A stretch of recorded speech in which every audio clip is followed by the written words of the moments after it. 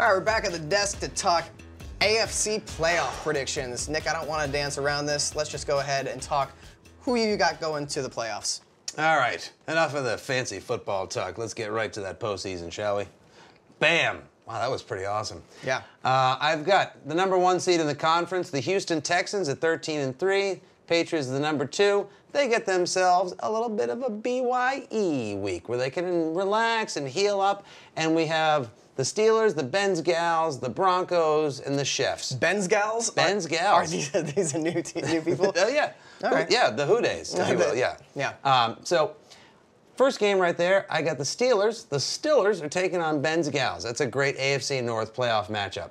The Steelers have won the division, both really good games against the Bengals in the regular season. Another nip and tucker right there, and I see the Steelers making their way just past the Bengals. Good job, good effort. The other game in the AFC wildcard round, Broncos, AFC West matchup. So we've got two basic, divisional matchups there. Okay. Broncos easily hand it to the Chefs and make their way. And now we get into the real, everyone's favorite weekend of football. Sure. 4 mini Super Bowls. Steelers at the Texans. Going to be a tremendous game.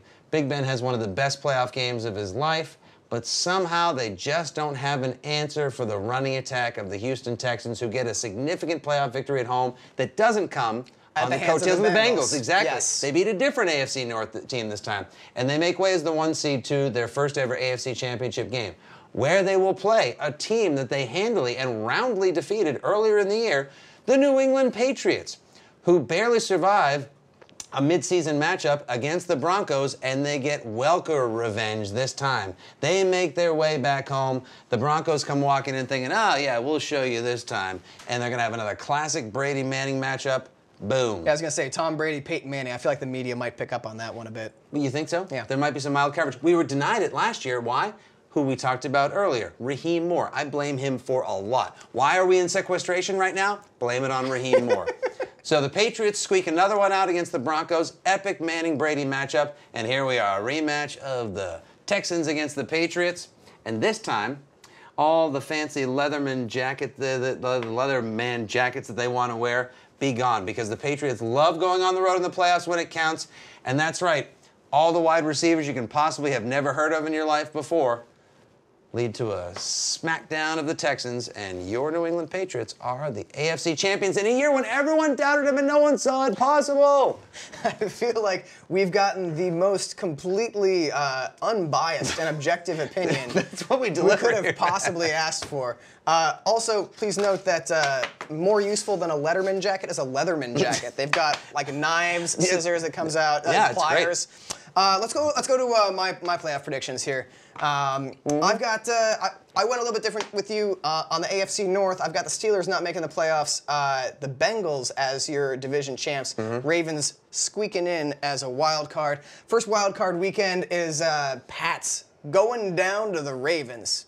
How dare you? I don't even know why I did that. I feel like I've done this just to provide balance to this show.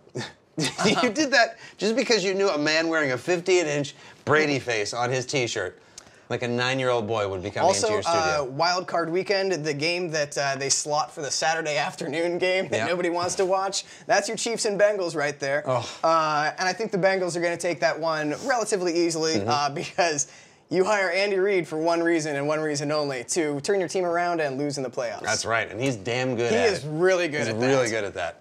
Also, and then again, the next week is where you start getting the good, tasty stuff.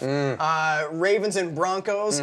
Rematch of last year. This time it doesn't come down to Raheem Moore and him needing to stop a 70-yard touchdown pass. I do see the Broncos going through here.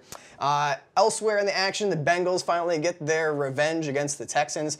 I'm at once both predictable and I like to see some revenge games. I want to see justice served to these teams that have suffered frustrations. That's a double revenge factor you have there in the divisional round. That's pretty impressive. I think it's kind of interesting. Also, while you had an AFC Championship game that was all blue and red for the team logos, I like the orange better. You know, what can I say? Look at that. Yeah, I can't believe that I've actually chosen the Cincinnati Bengals to make it to the AFC Championship game. Broncos going to the Super Bowl, not an original pick, and one, in fact, that I don't have a ton of confidence in. Because you know what? I'm actually not a professional. I'm not gonna BS you and tell you that this is definitely gonna happen because I'm not an idiot, and things always happen the way that you don't expect them in the NFL. Exactly. Like, I don't think you expected me to just scribble all over that so as to No. look like a broadcaster signing off an episode, did you? Speaking of which, that is the end of our AFC preview show. If you enjoy Nick and I, follow us on Twitter. For me, at Matt Ufford, you, Ahoy Nick Stevens. And for all the mostly biased and crazy masshole-laden Patriots talk you want, hit me up on @FitzyGFY. Why? Because you know I care. All right, that's this week of Uffsides. Check us out every Wednesday on SBNation.com. If you enjoy Nick and I, want to hear us talk about fantasy football, got a new show, War Room Live on Sundays before the games. It's going to be amazing. Until then, we'll see you around the internet.